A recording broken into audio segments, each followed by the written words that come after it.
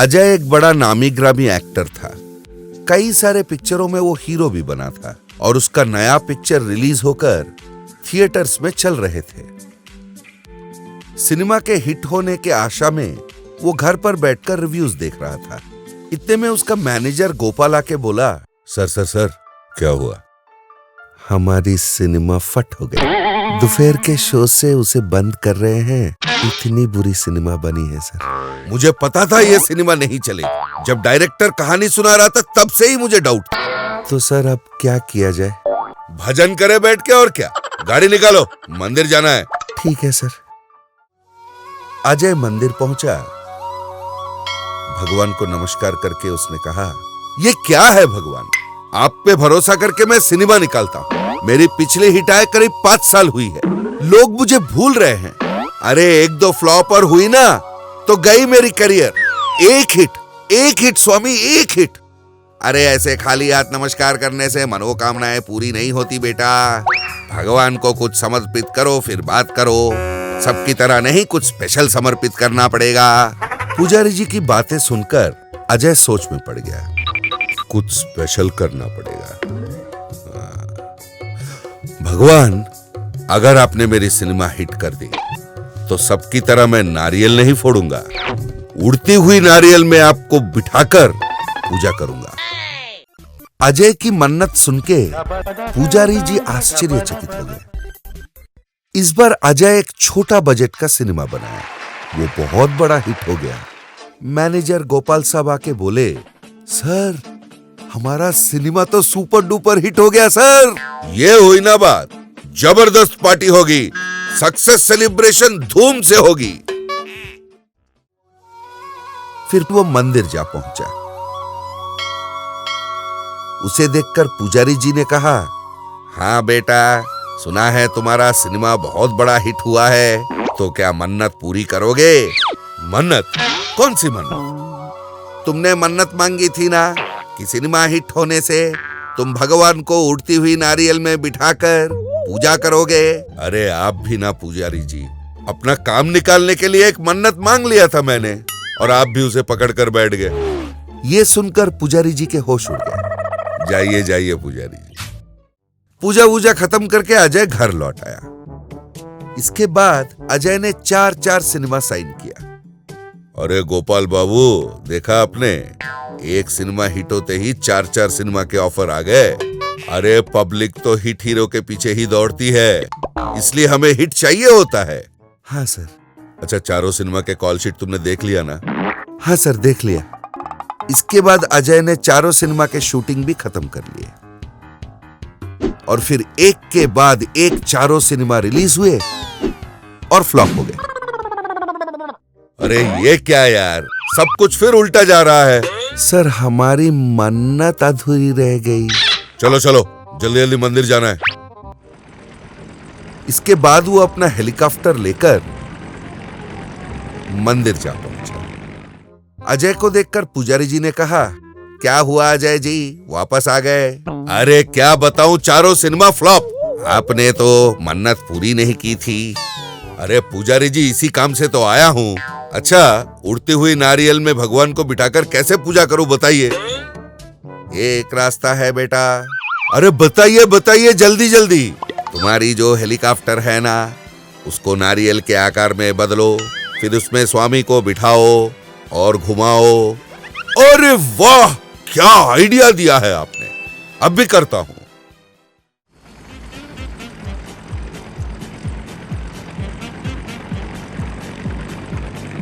अजय ने अपना हेलीकॉप्टर का आकार नारियल के आकार में बदला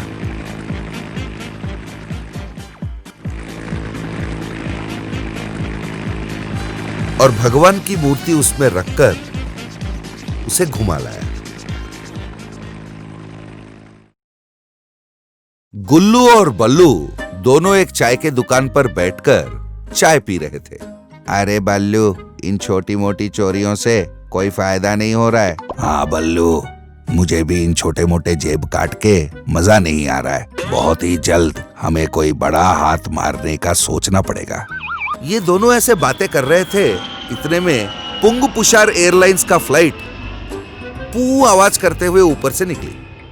अरे बल्लू, ये कैसा फ्लाइट है? पू आवाज करते हुए जा रही है। तुझे पता नहीं है, ये पुंगुपिशार एयरलाइंस है, इसी आवाज के लिए मशहूर है। ऐसा क्या? इस कंपनी का मालिक कौन है भला? अरे इसका मालिक है विजय डालिया। इस देश का बड़ा मशहूर बिजनेसमैन है।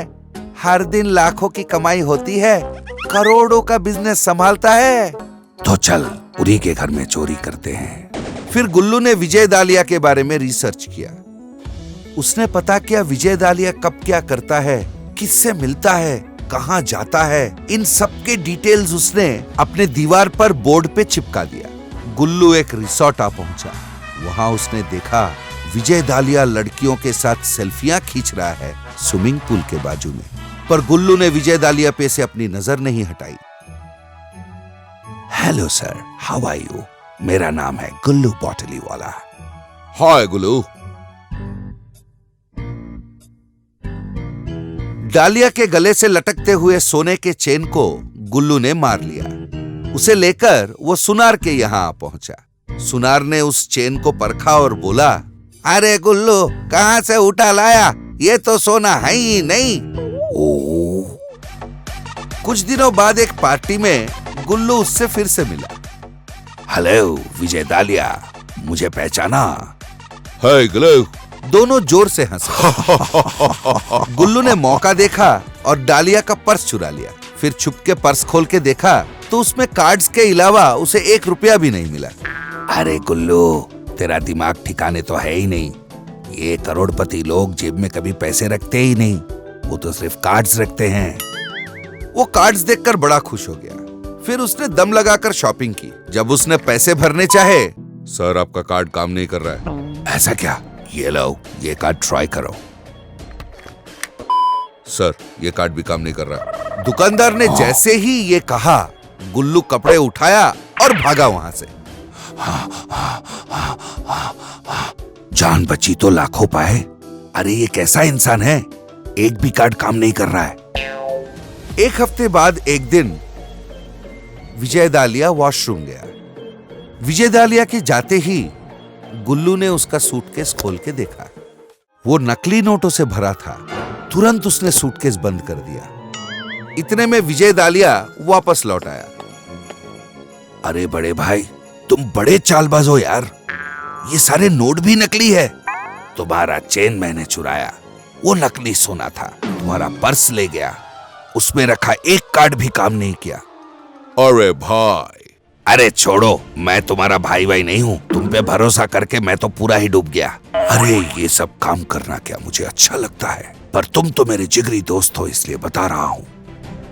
लोडी सरकार के आने के बाद मेरे सारे पैसे बैंक वालों ने जब्त कर लिया। अरे ये क्या कह रहे हो डालिया? मैंने सुना है तुमने बैंक से 9,000 करोड़ लेकर चंपक हो गए और मजे मार रहे हो। अरे ये सब बातें छोड़ो, क्या तुम मेरी तरह, एक अमीर आदमी की तरह जिंदगी बिताना चाहते हो या नहीं? बताओ। हाँ, बिताना चाहता तो हूँ। तो अगर मेरे पैसे बाहर आ जाएंगे 50-50। 50-50?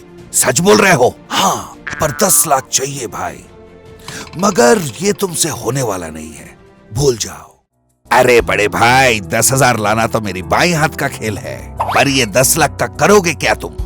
अरे छोड़े भाई, पैसे बाहर लाने के लिए घूस देना पड़ेगा ना। फिर तो तुम यहीं बैठो। मैं यूं गया और पैसे लेके यूं वापस आया। कुछ ही देर में गुल्लू एक सूटकेस में 10 लाख रुपए भर के लाया और दालिया को दे दिया। उन पैसों को देखकर विजय के आंखों में चमक आ गई। विजय मन ही मन बहुत खुश था, पर बाहर से टेंशन का नाटक कर रहा था। अरे क्या हुआ बड़े भाई? 10 लाख तो मैं ले आया, फिर भी मुंह लटका के क्यों बैठे हो? अरे गुल्लू, क्या बताओ तुम्हें, वो स्विस बैंक का ऑफिसर रॉबर्ट डिकोस्टा बड़ा बुरा आदमी है, बहुत कंजूस आदमी है। पहले तो उसने 10 लाख कहा, पर अब 25 लाख का मांग कर रहा है। तुमसे नहीं होगा गुल्लू, इन पैसों को तुम वापस ले जाओ। थैंक्स। अरे बड़े भाई, क्यों टेंशन लेते हो? मैं हूं ना तुम्हारा छोटा भाई, करता हूं कुछ। इसके बाद गुल्लू पैसे ला ला कर उसे देता रहा। इधर अखबारों में लिखा जा रहा था कि दिन ब दिन चोरियां बढ़ते जा रही है। चलो गुल्लू, अब अच्छे दिन आ गए हैं। कल से तुम्हारी किस्मत बदलने वाली है। चैन आई मेरे दिल को दुआ कीजिए। गुल्लू बड़े आराम से घर पर बैठकर टीवी देख रहा था। चैनल बदलते बदलते उसने ब्रेकिंग न्यूज देखा।